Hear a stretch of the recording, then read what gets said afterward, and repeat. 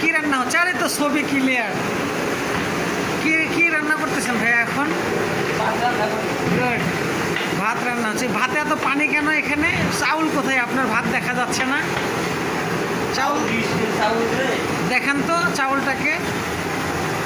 Good. ও হ্যাঁ হ্যাঁ, ভিতরে শুধু পানি নেই, ভিতরে ভাতও আছে। হ্যাঁ, ও ফাইন, ভাত দেখা যাচ্ছে। ঠিক আছে। বাবরজি পীর মাহমুদ খুব ভালো একজন দক্ষ বাবরজি। ঠিক আছে।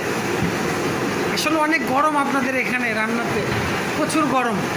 এত গরমের মধ্যে আপনি রান্না করতেছেন, কষ্ট হচ্ছে না আপনার? হ্যাঁ, আপনার কষ্ট হচ্ছে না? যে শরীর তো আপনার ঘেমে গেছে। স্যার এই যে এখানে পীর মাহমুদের একটা ইন্টারভিউ নিচ্ছি স্যার।